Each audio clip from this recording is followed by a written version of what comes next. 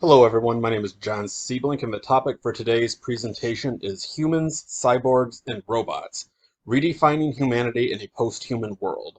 Before I get started, I would like to thank my faculty mentor, Professor Jacob Strona of the Letters Department, as well as the Miracosta College Honors Program for all the support during the semester.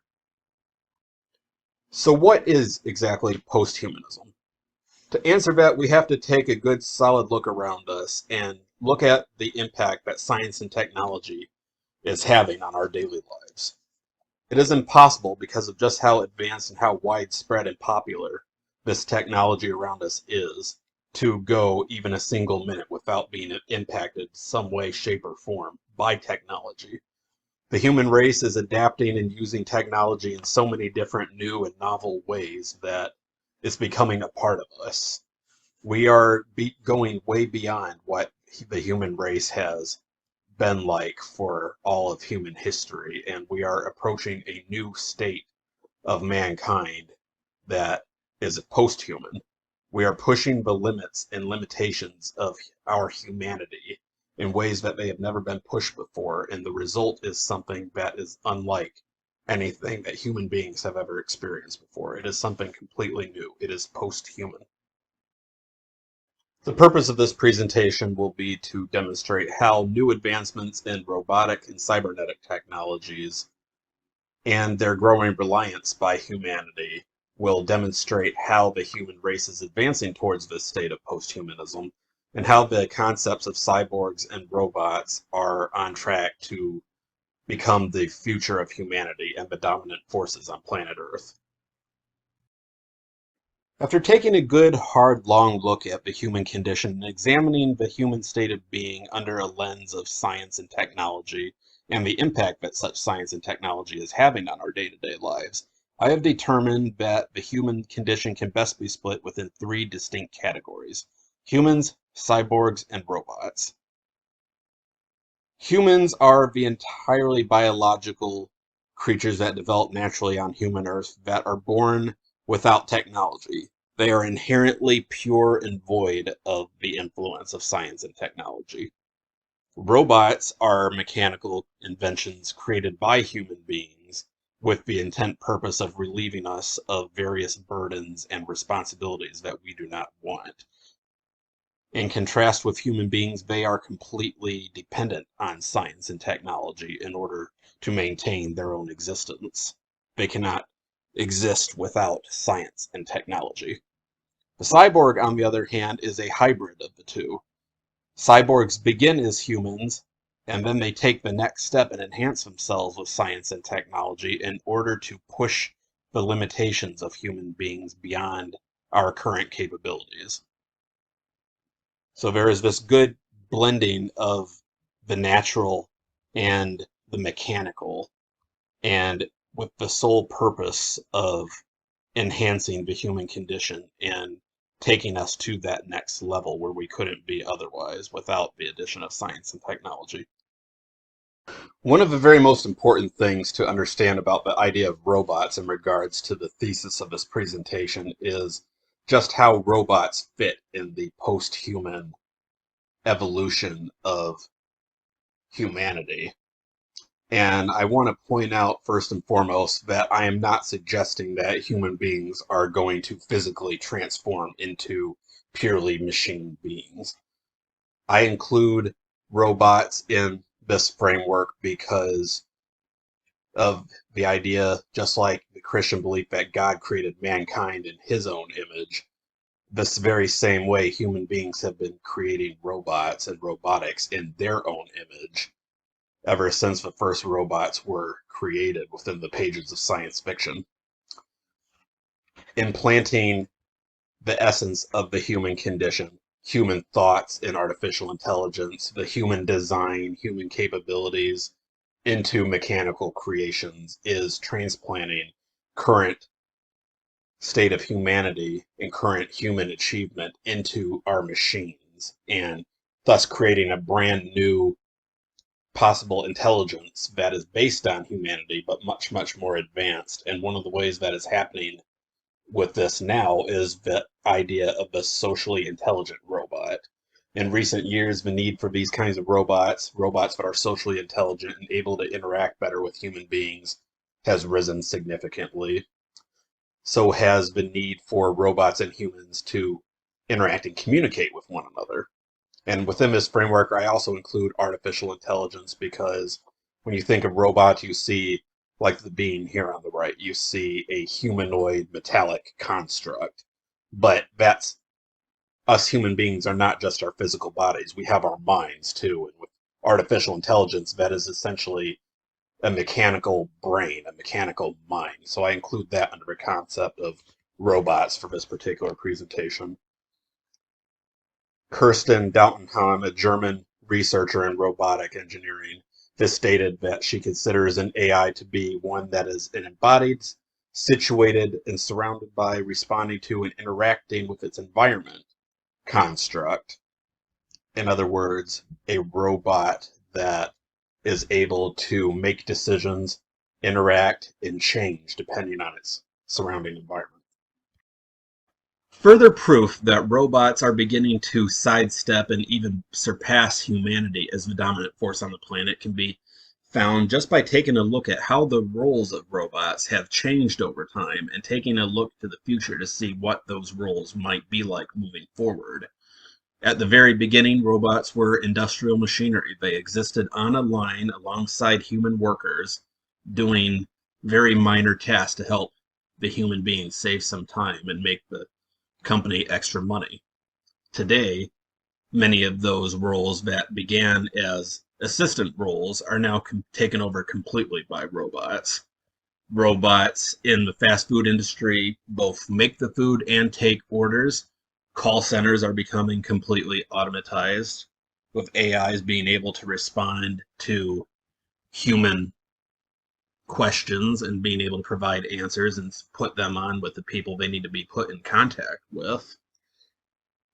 More and more and more jobs and responsibilities are being taken over by machines, to the point where many humans around the world are starting to worry about their job futures, because many of the jobs they're doing are so simple, and some jobs that are already more complex have been taken over by robots. Many people fear that more jobs are going to be taken by it, and that will affect human beings in a major way, at least on the financial end of things. And even more bizarre and more recent, they have begun playing a key role in human relationships.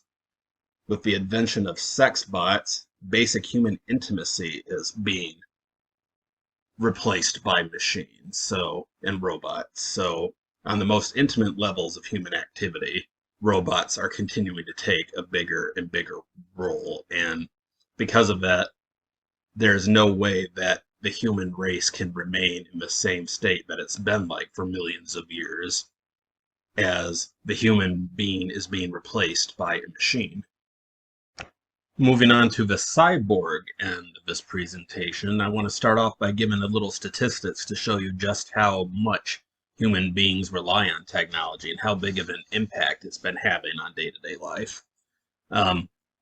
When it comes to corrective lenses, 3 out of every 4 Americans require and use either glasses or contact lenses, which most people don't think of as technology or quote-unquote cybernetic enhancements, because there's no wiring involved, but they are in fact technology that people put on their body to enable them to overcome obstacles and limitations.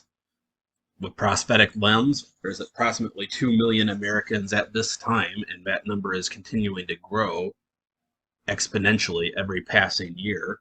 And this is technology that replaces physical arms and legs, so it's helping humans to overcome physical limitations, helping with mobility, helping with cognitive skills, helping in so many different ways. And again, there are 2 million people who rely on prosthetics in this country alone. And around the world, there's over 1 million people every year who have new pacemakers installed in them. So think about that. Every year, there's over 1 million people with embedded technology inside their chests, enabling them to live a full and better life. Here I have listed a few other common pieces of technology that we as humans have come to rely on more and more and more as time goes on, and items that have evolved significantly over the last 20 and 30 years due to the growing reliance that we have placed on them. Everything from Fitbits to Bluetooth headphones, smartphones, the AIs that we use in our day-to-day basis. The technology has been increasingly diverse, increasingly more useful, and increasingly smaller. We have physically gotten more connected with our technology because of the convenience of the design. Fitbits that wear around our wrists that we don't take off because there's no need to. Headphones that fit right in the ears because they're made to be comfortable and won't fall out despite constant movement of the head. Phones that have become so useful, probably one of the most useful inventions ever made, to the point where having it kind of makes us feel naked, kind of makes us feel stupid without our phone. Being able to Google a question the second we get it. I mean, the technology has become so advanced and so useful that we have become addicted to their use. And these are all devices that have not been permanently implanted in the human body, but you can see as they're getting smaller and smaller and smaller, we're becoming physically more and more connected to it. It is quite possible that the next step for many of these products is implantation. As I have said many times throughout this presentation, the science and technology all around us just continues to grow and continues to advance and become more widespread each and every day. Dr. Ihab Hassan has stated that there is a human tendency, spurred on by technology and academics, to expect more. The human race is never going to stop inventing. The human race is never going to stop being innovative and coming up with new ideas to help overcome obstacles and make life easier every chance that they get. Melding this technology with the human body is a next logical step that will enable humans to overcome even more of the bonds that are holding us back. And Donna Haraway, noted cyborg expert, agrees with this. And in her famous essay, The Cyborg Manifesto, she presents the idea that the idea of cyborgs is completely liberating. Mankind has always been defined and held back by sexism, in her eyes, capitalism, religion, cultural distinctions, boundaries, national borders, and in her eyes, the cyborg, coming more and more with technology as a way of enhancing the human condition and expanding the boundaries of what the human race can accomplish, is the next step and the only logical step if we are to truly be free as a species. And keeping this in mind, this means that humanity is no longer a biological definition. We have and have to move on to a more mechanical one as a way of ensuring our own survival and our own continuance as a race. To summarize what I just got done talking about, we as a species are now entering a post-human world where the lines that divide us from humans and cyborgs are beginning to blur and in many cases disappear entirely. And because of this, the very notion of what it means to be a human being is being turned on its face. Robots and cyborgs are almost definitely going to be the next phase of human evolution. As the human body continues to be upgraded with technology and as human beings begin to immerse themselves more and more and more with the different technologies that are coming out, and artificial intelligence is also going to continue to evolve and become closer to that of human. And when that happens, the human race as a purely biological species is no longer going to exist. It won't just be a post-human level of existence. It's going to be an entirely new species of post-human, to the point where even the split definition of human, cyborg, and robot are going to be even more and more blurred.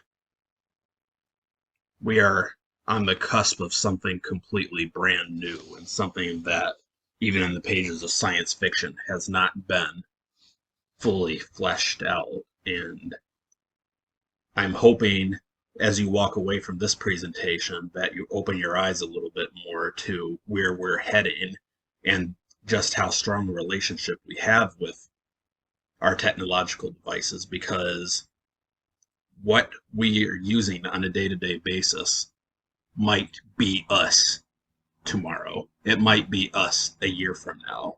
In 100 years from now, the world as we know it will be completely different because there won't be any purely biological human beings left to run it. We will all become cyborgs. So thank you very much for bearing with me, and I look forward to answering any and all questions you might have about this. Thank you.